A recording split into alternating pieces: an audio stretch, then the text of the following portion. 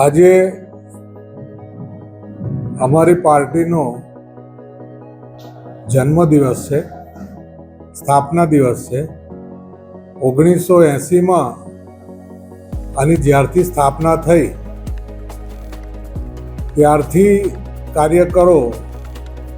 તન મન અને ધનથી પક્ષને કેવી રીતે આગળ વધારવો એ માટેના પ્રયત્નો કરી રહ્યા પછી આ પાર્ટીના પહેલા પ્રમુખ જ્યારે અટલ બિહારી વાજપેયી સાહેબને બનાવવામાં આવ્યા એ વખતે કરમ સંજોગે 84માં માત્ર 2 જ સીટ આવેલી અને એમને પૂછ્યું કે અભી भाजपा किधर है? તેમણે કહ્યું कि हमें जो शासन में बिठाने वाले हैं वो भी पालना में जुड़ रहे हैं और वो जब मतदाता बनेंगे तब हमारी सरकार आएगी। અને એના થોડાક જ વર્ષ પછી 1996માં અટલજી પ્રથમ વખત વડાપ્રધાન બન્યા, 3 વખત વડાપ્રધાન રહ્યા અને અગાઉની સરકારો કરતાં આપણા દેશની પ્રજાને ખરેખર જરૂરિયાત શું છે, શી જરૂરિયાતથી એ રોટી કપડાં और મકાન સાથેનો સ્વસ્થ જીવન જીવી શકે, છેલ્લા છેવાડાનો માનવી પણ આ દેશની અંદર સમૃદ્ધ માણસને જેટલા અધિકાર જેટલી સગવડ મળે એ એને પણ મળે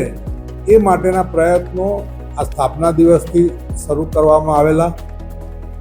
અને આજે લગભગ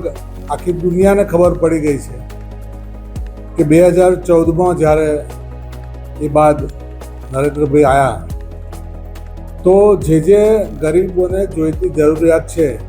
એ બધી વહેલામાં વહેલી તકે એમને મળે એ માટેના પ્રયત્ન કરતાં કરતાં આજે 46 વર્ષ પૂરા કરેલા છે અને આ 46 વર્ષની જે ગૌરવ ગાથાવાળો ઇતિહાસ છે એને યાદ કરીને જ્યારે આ સ્થાપના દિવસ આવે છે એ વખતે આ પ્રકારે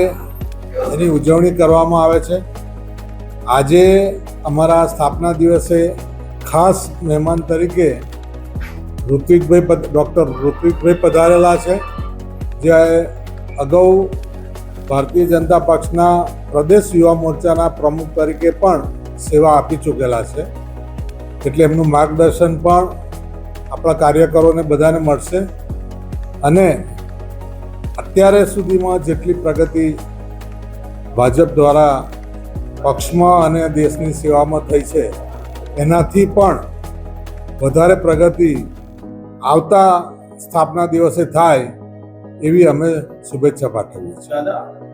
અટલજી વાજપેયીની 2 સીટથી સંસદમાં 2 સીટ હતી, અત્યારે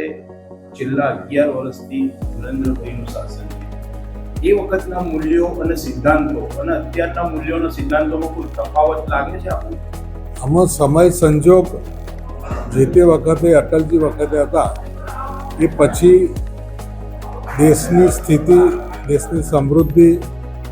દેશની શક્તિ એમાં વધારો થયો છે અને એ જે કંઈ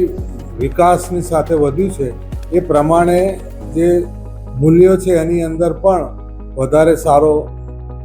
વધારો થયેલો છે।